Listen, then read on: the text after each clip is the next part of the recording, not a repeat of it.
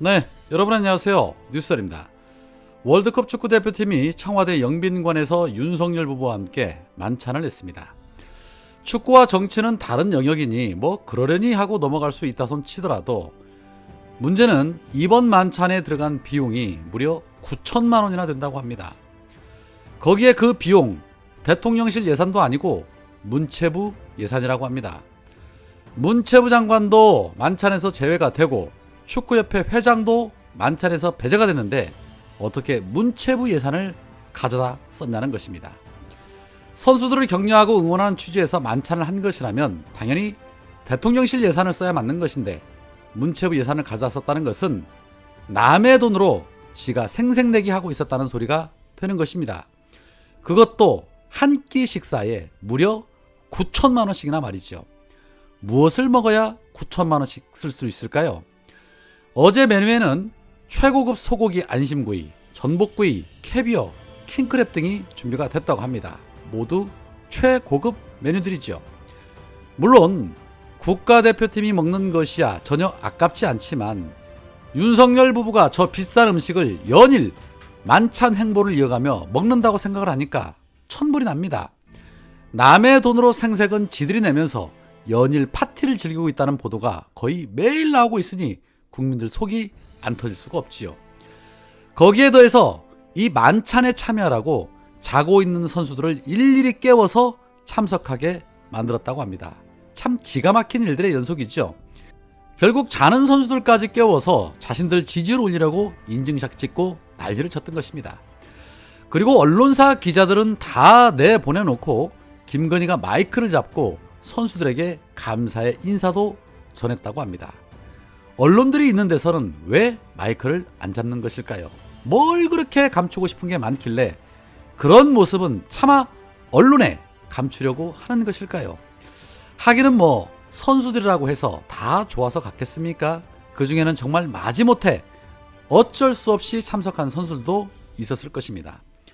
선수들 중에는 세상 돌아가는 물정을 너무나도 잘 알고 있는 선수도 있었을 것이고 또 운동만 하다 보니 세상 물정 잘 모르는 선수들도 있었을 것입니다. 여튼 대통령실 예산이 있었을 텐데도 불구하고 문체부 예산을 끌어다가 마치 지가 한턱 쏘는 것 마냥 생색내기 하고 있었던 윤석열 부부. 이건 국민 세금을 자기 주머니 쌈짓돈으로 생각하지 않는 이상 있을 수 없는 일이죠. 반드시 따져 묻고 책임 소재를 명확하게 해서 합당한 책임을 물어야 할 부분입니다.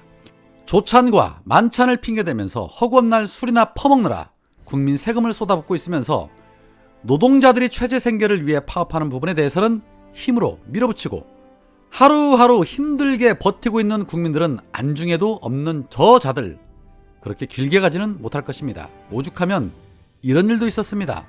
어제 세계 인권의 날 기념식 행사에서 민노총 금속노조 거제 통영 고성 조선하청지회 부지회장이 인권은 가장 평범하고 가장 보편적 가치여야 한다.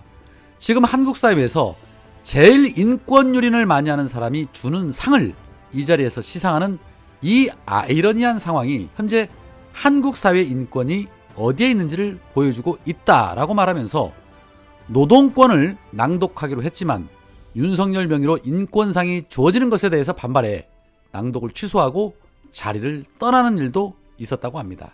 정말 멋진 분이죠. 상이라고 해서 다 같은 상은 아니죠. 자, 그런데 이 같은 내용에 대해서 기레기들 절대 보도하지 않는다는 것. 이게 더 큰 문제입니다. 보수 정권이 들어서면 늘 문제가 되었던 것은 바로 부패와 비리죠.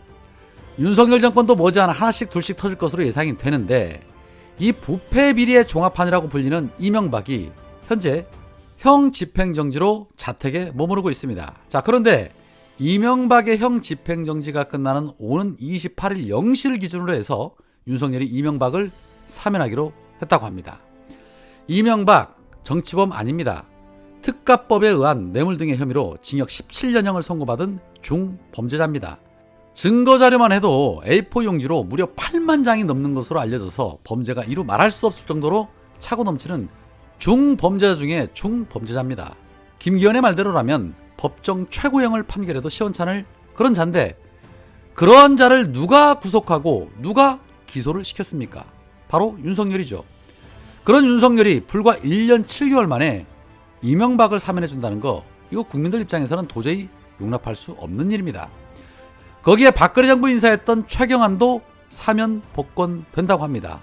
그런데 눈치는 보였는지 김경수 전 지사도 사면이 된다고 하는데, 김경수 전 지사에 대해서는 사면은 되지만 복권은 시켜주지 않는다고 합니다. 쉽게 말해서 사면은 해주지만 정치는 하지 못하게 하겠다는 계산을 한 것이죠. 사면 이유는 국민 통합 차원이랍니다. 윤석열이 취임 이후에 자유만 떠들어대고 국민 통합이라는 말 한마디 안 꺼냈던 그런 자였습니다. 그런데 이명박 사면에서 국민 통합을 거론했습니다. 정말 기도 안 찰 일들의 연속이죠. 나름 형평성을 고려했다고 떠들고 있지만 징역 2년 중 절반 이상을 지낸 김경수 지사와 17년 형기 중 겨우 1년 7개월을 보낸 이명박을 동일시한다는 거, 이거 말도 안 되는 것입니다.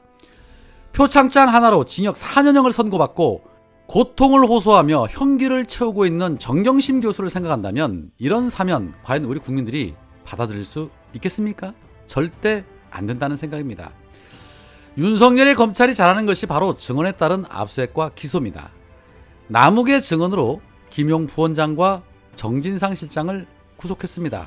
그런데 이 남욱이 재판 과정에서 충격적인 발언을 쏟아냈습니다. 김만배 변호인이 남욱의 검찰 진술 조서를 제시하면서 남욱 변호사는 검찰에서 대장동 사건이 터지고 나서 조선일보 기자와 통화했는데 해당 기자가 윤석열 밑에 있는 검사 중 김만배한테 돈 받은 검사들이 워낙 많아서 이 사건은 수사를 못할 것이라고 했다라고 말했다.